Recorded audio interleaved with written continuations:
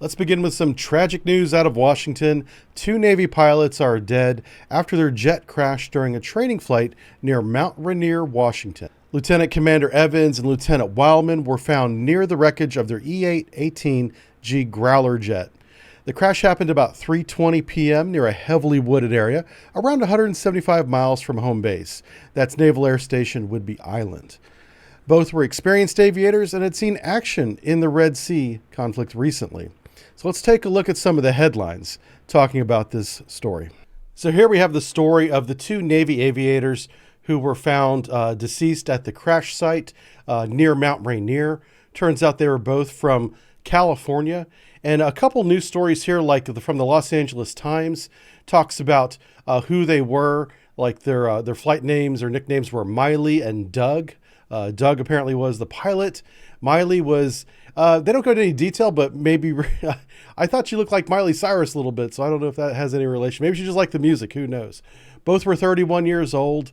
Very, sad story. I just can't help but, feel terrible for the people they left behind.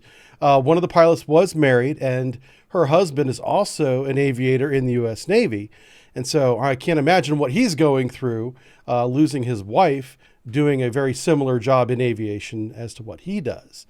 The LA Daily News here, this is a right-leaning site, and they just kind of went over the facts, but did emphasize the significance of women in the military and in aviation, and the precedent that sets, and how this is just, a tragedy aside from that, but their legacy will live on as an example of women who've paved the way into naval aviation in the future. And Business Insider, who is a left-leaning site, goes more into the history of their service, of how they served recently on the aircraft carrier, the Ike, the Eisenhower, conducting missions over the Red Sea, engaging with the Houthi cruise missile threat and drone threat, and protecting shipping as well as the American warships in that theater. They had recently seen action in that theater. So you got all sorts of different perspectives here from different sources, whether they're right-leaning or left-leaning.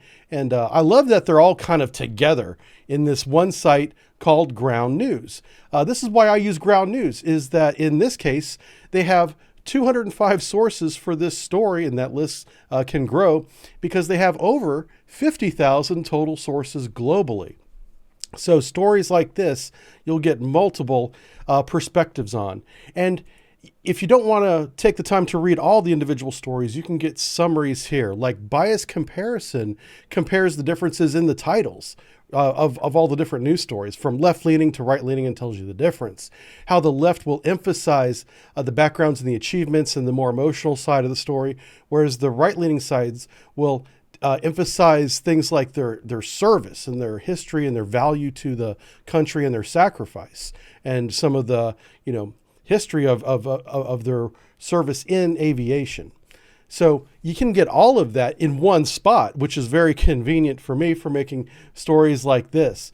Now, over here on the right, you get the bias distribution for every single story. In this case, it's mostly centered bias, which is the center political spectrum, is 63%. And then you have a little bit fringe right, a little bit fringe left. Nothing too serious there, but I like this. The factuality chart gives you an idea of the history of the sources that are reporting on the story that you're reading, and how factual they've been in the past. And sometimes that's very high, and when it's very low, you got to read more sources to get what is the real details there. Something that's key for me is the ownership. As I've been using Ground News for a very long time now, over a year now, I've begun to notice that certain ownerships that own multiple different media outlets have the same headlines with the same perspective, pushing the same narrative. And so if you begin to see patterns like that, like I do, you can also go to the ownership side and see who owns those papers, and to better understand who is pushing a narrative on social media and news sites. A really good tool at the top of the page is called the blind spot. And I really want you to check this out. By clicking blind spot, you get this page here that shows you all the stories that are overwhelmingly reported by only one side or the other, the far extreme right or extreme left. Sometimes a story is only reported on the left side. So if you only read or tend to read more right-leaning sites, you may never know about these stories. For instance, Rachel Maddow couldn't wait for Trump to be declared winner before. I don't know why she said that or believes that, but here it is. I had never heard that story before, right here. Ground News has a great mobile app too. You can keep up with international affairs that are not covered in local news and stay informed. It's great, easy to use, and you can take it anywhere, check it anytime. Ground News is giving my viewers 50% off their unlimited access Vantage plan during the election season. This is the best deal of the year, and it's only available for a limited time. So make sure you use my link or scan the QR code on the screen to get the savings.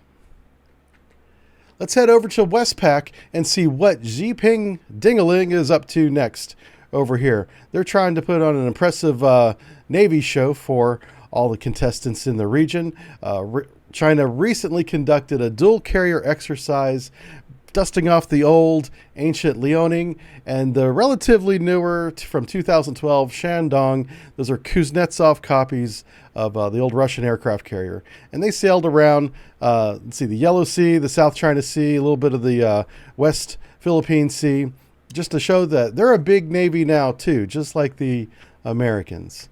And in a demonstration of if the Americans can do it, we can do it lamer, these sea drills included realistic training like flying airplanes, sailing in straight lines, remarkable achievements of seamanship for the Navy. So operations included things like flying these 12 jets and having 3 large combatants and a max speed of 21 knots, limited by their fleet oiler, because that's as fast as she can go. And I know I like to make fun of this, but this is really a problem in that this is like me watching my kid at a high school play doing his best, but it's not theater. You know, these exercises are really just the stepping stones towards becoming a real Navy eventually. But everyone knows, including the Chinese, that the Liaoning is a training aircraft carrier. It's never intended for combat. The Shandong is very similar in capability in that it's very limited. And the first real aircraft carrier that they have is, tens of thousands of tons, but fossil fueled. And so it's very inefficient. And that's not even present in today's exercise. And that's the Fujian. She's not even out there. She's in getting some refit after her sea trials, making some corrections and all that. So when they were done with all this, they sailed back in a marvelous demonstration of seamanship back to port. And Chinese state media has said that these drills will enhance their carrier formation system. That's right, they have a system to do this, a system to sail in straight lines and have all these planes in a nice little V diamond shape all flying together. Truly a remarkable achievement. Now, when the Pentagon was asked during their daily press briefing reports of how the United States would counter such a monumental demonstration of military might, ferocious capability, such seamanship, such wow. They said, well, we deployed the Virginia-class submarine right here, and this photo was taken by an F-35. Save 50% off the Vantage plan by using, that's the plan that I use, by using the QR code on the screen, or just click the link, or go to ground.news/subbrief. Enjoy this limited time offer, 50% off. Thanks for watching.